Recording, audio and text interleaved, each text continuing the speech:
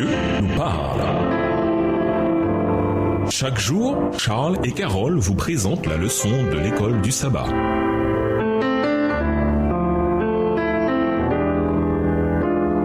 Bienvenue dans votre émission. Dieu nous parle. Nous voilà à la leçon de mardi. Mission accomplie. Comparée à toutes les autres villes d'Israël, Ninive était très grande. Ninive était une grande ville devant Dieu. Il fallait 3 jours de marche pour en faire le tour. Genèse 3, le verset 3. Lisons Jonas 3, les versets 1 à 10. Quelle a été la réaction des habitants de Ninive concernant les efforts que nous faisons dans le domaine du témoignage? Quels enseignements pouvons-nous tirer de cette histoire? Genèse 3, les versets 1 à 10. La parole de l'Éternel fut adressée à Jonas une seconde fois en ces mots. Lève-toi, va à Ninive, la grande ville, et proclame-y la publication que je t'ordonne. Et Jonas se leva et alla à Ninive selon la parole de l'Éternel. Or, Ninive était une très grande ville de 3 jours de marche. Jonas fit d'abord dans la ville une journée de marche. Il criait et disait: encore 40 jours et Ninive est détruite. Les gens de Ninive crurent à Dieu, ils publièrent un jeûne et se revêtirent de sacs, depuis les plus grands jusqu'aux plus petits. Verset 6. La chose parvint au roi de Ninive. Il se leva de son trône, ôta son manteau, se couvrit d'un sac et s'assit sur la cendre. Et il fit faire dans Ninive cette publication par ordre du roi et de ses grands, que les hommes et les bêtes, les bœufs et les brebis ne goûtent de rien, ne pèsent point et ne boivent point d'eau, que les hommes et les bêtes soient couverts de sacs, qu'ils crient à Dieu avec force et qu'ils reviennent tous de leur mauvaise voie et des actes de violence dont leurs mains sont coupables. Qui sait si Dieu ne reviendra pas et ne se repentira pas et s'il ne renoncera pas à son ardente colère, en sorte que nous ne périssions point. Dieu vit qu'ils agissaient ainsi et qu'ils revenaient de leur mauvaise voie, alors Dieu se repentit du mal qu'il avait résolu de leur faire et il ne le fit pas. En marchant dans la ville, Jonas a proclamé le message de Dieu. Encore 40 jours et Ninive est détruite. Genèse 3, le verset 4. Le message était très clair. La Bible ne nous donne pas de précision, mais les habitants de Ninive ont manifestement été à l'écoute des paroles de Jonas et tous ont accepté le message qui leur a été transmis. Comme cela se faisait souvent au Proche-Orient, le roi de Ninive a publié un décret afin d'officialiser la transformation opérée dans le cœur de la population. Tout le monde, y compris les animaux, devait jeûner et s'humilier. Le texte ne dit pas comment on fait les animaux. Le roi est descendu de son trône et s'est assis sur la cendre, un acte symbolique très important. Lisons Jonas 3, les versets 6 à 9. Comparez ce texte avec ceux de Jérémie 25, le verset 5, Ézéchiel 14, le verset 6 et Apocalypse 2, le verset 5. Quels éléments du discours du roi montrent qu'il savait ce qu'était la véritable repentance? Jonas 3, les versets 6 à 9. La chose parvint au roi de Ninive. Il se leva de son trône, ôta son manteau, se couvrit d'un sac et s'assit sur la cendre. Et il fit faire dans Ninive cette publication, par ordre du roi et de ses grands, que les hommes et les bêtes, les bœufs et les brebis ne goûtent de rien, ne pèsent point et ne boivent point d'eau, que les hommes et les bêtes soient couverts de sacs, qu'ils crient à Dieu avec force et qu'ils reviennent tous de leur mauvaise voie et des actes de violence dont leurs mains sont coupables. Qui sait si Dieu ne reviendra pas et ne se repentira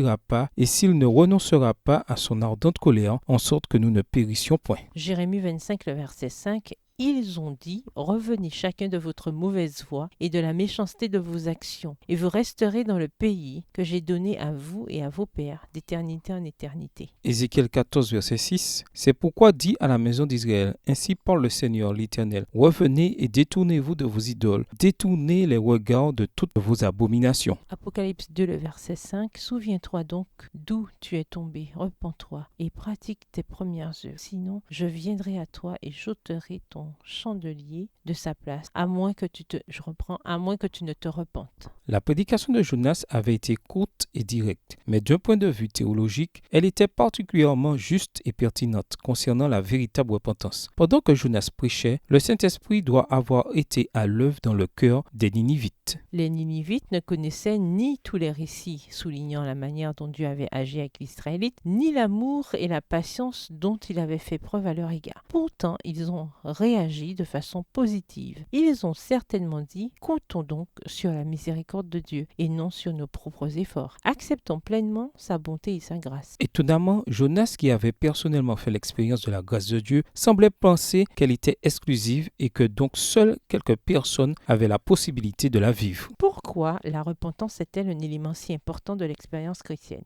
Que signifie réellement se repentir de nos péchés, en particulier de ceux que nous tendons à commettre de façon répétée? Au revoir. Et à demain si Dieu veut.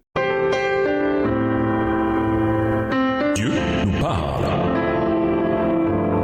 Chaque jour, Charles et Carole vous présentent la leçon de l'école du sabbat.